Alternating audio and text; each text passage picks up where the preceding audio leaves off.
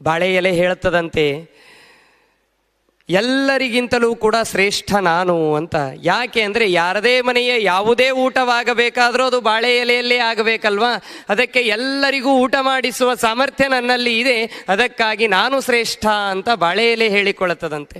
ಪಕ್ಕದಲ್ಲಿರುವ ವಿಳೆದೆಲೆಗಿದು ಆಗಲಿಲ್ಲಂತೆ.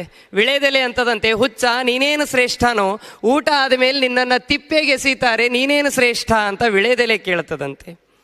ಪಕ್ಕದಲ್ಲಿರುವ ಕರಿಬೇವಂತದಂತೆ, ಹಾಗಾದರೆ ನೀನು ಶ್ರೇಷ್ಠನಾ ಅಂತ. ವಿಳೆದೆಲೆ ಅಂತದೆ, ಹೌದು ನಾನು ಶ್ರೇಷ್ಠ. ಯಾಕೆ ಅಂತಂದರೆ ಕೃಷ್ಣ ಮಠದ ಅಡಿಗೆ ನೋಡಿದರೆ ಎಷ್ಟು ರುಚಿಯಾಗಿರ್ತದೆ. ಹೊಟ್ಟೆ ತುಂಬೋವರೆಗೂ ತಿನ್ನೋದಿಲ್ಲ, ಕಂಠ ತುಂಬೋವರೆಗೂ ತಿಂದಿರ್ತೇವೆ ನಾವು.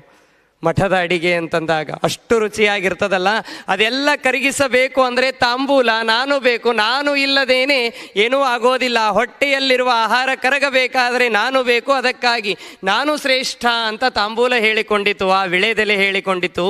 ಕರಿಬೇವಂತದಂತೆ, ನೀನೇನು ಶ್ರೇಷ್ಠನೋ, ನಿನ್ನ ಬಾಯಿಗೆ ಹಾಕೋತಾರೆ ನಿಜ, ಆದರೆ ದಾರಿಯಲ್ಲೆಲ್ಲ ಉಗುಳ್ಕೊಂಡು ಹೋಗ್ತಾರೆ ನಿನ್ನನ್ನು, ನೀನೇನು ಶ್ರೇಷ್ಠ ಅಂತ. ಕೊನೆಗೆ ಕರಿಬೇವು ಹೇಳ್ತದಂತೆ, ನಾನು ಶ್ರೇಷ್ಠ ನೋಡು. ಯಾವುದೇ ಅಡಿಗೆ ಆಗಬೇಕು, ಒಗ್ಗರಣೆ ಆಗಬೇಕು ಅಂದರೆ ನಾನಿರಬೇಕು, ನಾನಿದ್ರೇನೆ ಒಗ್ಗರಣೆ ಚಂದ ಅಂತ ಹೇಳಿತು. ಇವರಿಬ್ಬರು ಸೇರಿ ಹೇಳ್ತಾರಂತೆ, ಇವರಿಬ್ಬರೂ ಕೂಡ ಕೂಡಿಕೊಂಡು ಹೇಳ್ತಾರಂತೆ, ನೀನೇನು ಶ್ರೇಷ್ಠನೋ, ಒಗ್ಗರಣೆ ಆಗಿ ಎಲೆಗೆ ಬರೋವರೆಗೂ ನಿನ್ನ ಆಟ, ಎಲೆಗೆ ಬಂದರೆ ನಿನ್ನನ್ನು ಎತ್ತಿ ಎಲೆಯ ದಂಡೆಗೆ ಇಡ್ತಾರೆ, ನೀನೇನು ಶ್ರೇಷ್ಠ ಅಂತ. ಇದೆಲ್ಲದರ ಮಧ್ಯದಲ್ಲಿ ಯಾವುದೂ ಮಾತನಾಡದೇ ಇರುವಂತಹ ಒಂದು ಎಲೆ, ಎಲೆಯನ್ನು ಎತ್ತಿದ ಒಬ್ಬ ವ್ಯಕ್ತಿ ಭಗವಂತನ ಪಾದಕ್ಕೆ ಇಟ್ಟ. ಆ ಎಲೆ ಮೇಲೆ ಕುಳಿತಾಗ ಹೇಳ್ತದಂತೆ, ವಿಳೆದೆಲೆ, ಬಾಳೆ ಎಲೆ ನೀನು ಅಹಂಕಾರ ಪಟ್ಟೆ, ನೀನು ತಿಪ್ಪೆಗೆ ಬಿದ್ದೆ.